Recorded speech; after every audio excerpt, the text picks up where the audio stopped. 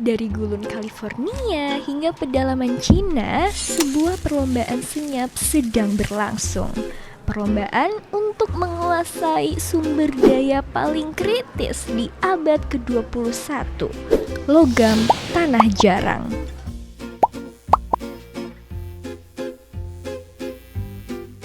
Disebut langka, padahal sebenarnya cukup banyak di kerak bumi.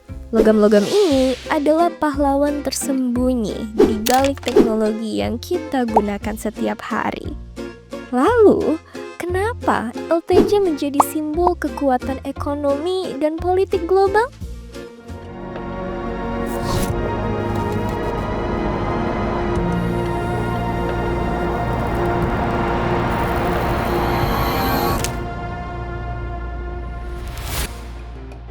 LTJ adalah sekelompok 17 unsur kimia dengan sifat magnetik dan optik unik.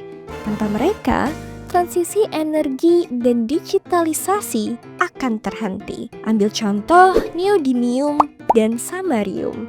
Keduanya menciptakan magnet permanen paling kuat di dunia yang berperan sebagai penggerak utama motor listrik dan turbin.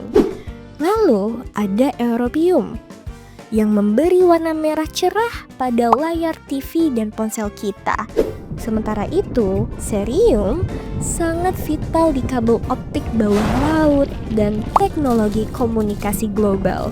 Bahkan, sistem pertahanan modern seperti rudal, pesawat tempur, dan kapal selam sangat bergantung pada unsur-unsur ini. LTJ bukan sekedar bahan baku. Ia adalah DNA teknologi masa depan. Lalu, apakah logam tanah jarang benar-benar jarang? Secara unsur, tidak. Masalahnya terletak pada karakteristik geokimia mereka. LTJ ditemukan dalam kondisi sangat tersebar dan sulit dipisahkan dari biji lain. Proses pemurnian dan pemisahan LTJ memerlukan energi yang sangat besar dan melibatkan penggunaan asam kuat, serta menghasilkan limbah berbahaya termasuk zat radioaktif dosis rendah, seperti thorium. Ini adalah kunci mengapa Cina menjadi dominan. Pada akhir abad ke-20, negara-negara barat termasuk Amerika Serikat menghentikan sebagian besar operasi pengolahan LTJ mereka. Alasannya biaya tinggi dan regulasi lingkungan yang ketat. Padahal di masa depan siapa yang menguasai LTJ itu juga menguasai pasar teknologi. Cina melihat peluang, berinvestasi besar-besaran, dan bersedia menanggung resiko lingkungan demi menguasai rantai pasok. Sekitar 80% pasokan LTJ global dipegang oleh Cina. Dominasi ini membuat Cina memegang kendali atas teknologi. Ketergantungan global, terutama Amerika Serikat terhadap pasokan LTJ Cina sangat tinggi, terutama untuk industri pertahanan dan chip. Kini, Barat panik. Ketergantungan tunggal ini adalah risiko strategis besar.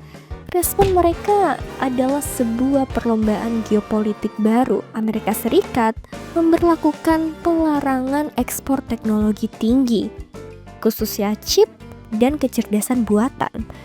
Perusahaan raksasa seperti Nvidia dan AMD dilarang menjual chip tertentu kepada perusahaan Cina.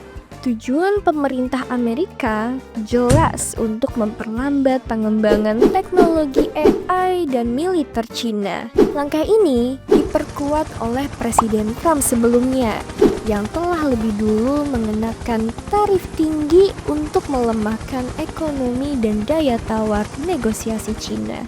Cina merespon dengan membalikan meja. Mereka menggunakan logam tanah jarang sebagai senjata geopolitik.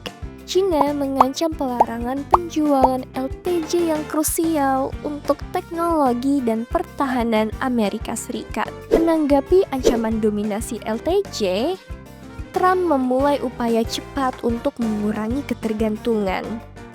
Ia berupaya keras membuat kerjasama baru terkait LPG dengan negara-negara sekutu, khususnya Jepang dan Australia.